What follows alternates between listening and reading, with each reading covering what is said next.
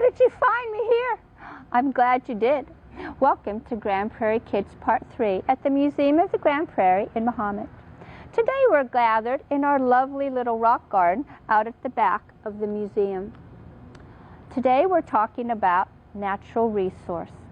Can you spy 3 natural resources around here? Good job. Today we're talking about stone. People have used stone for thousands of years. Here's an example of an old tool. The wood handle is made from a tree. This is the stone from the ground. And the string that ties them together could either be made from plants or animals. Eventually, the stone was replaced with iron, other metals, or even plastics.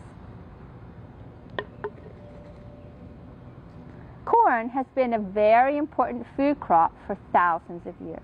In the fall time, we see the combines out in the field harvesting the corn. Eventually, it gets taken to a factory. There, it's ground into cornmeal, and then it's made into delicious foods like cornflakes, Fritos, and cornbread, my favorites. But before factories were around, people could use a wooden mallet to grind corn or a stone grinder like this. So I would take my corn, put it on here, take the small stone in my hand, being careful not to smash my fingers, pound away, and eventually I would get cornmeal that I could make food from. Stone is a very strong building material. Structures made from stone like homes, churches, monuments, even fences can last for hundreds and thousands of years. Games are also a great use of stones. This is a moccasin skin game. You can play it with socks. You start with 4 stones, 3 of one color and 1 of another. You lay out the 4 stones. One person is hiding their eyes so they can't see you. Then you lay the skins over top of each one. And then the person who was hiding their eyes tries to guess which one has the light-colored stone. Dice and dominoes could be made from stones. You could play hide-and-seek the stone. They also make great markers for games like bingo, board games, or checkers.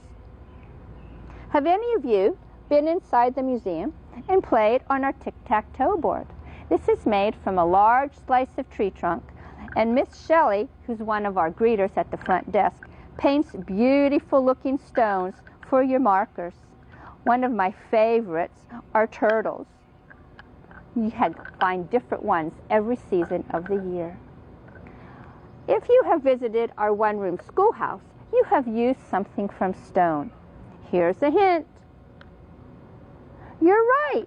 They are the chalkboards. These are actually a piece of stone called slate, and schoolhouse children used to call these a slate board. Statues can be made from stone. There's ancient paintings on rock cliffs. And gardens today often have boulders with shrubs around them, or tiny ones making gravel paths like we have here. You can also have fun painting stones. You don't have to use paint. You can use markers like I've been using too. You could even use glue and sequins if you wanted to. Thank you so much for joining me today and learning about our important natural resource of stone. I have 4 fun activities for you to try at home. Search your house and see if you happen to have any stone tools left. Take a family walk through the neighborhood and look for all the ways stone is used.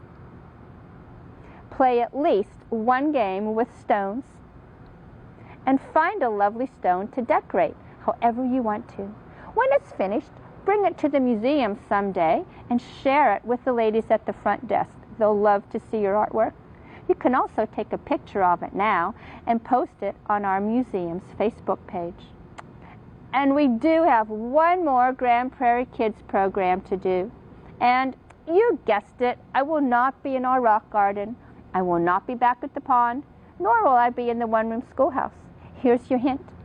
Where you find me will have very little natural light, but you will see me just fine.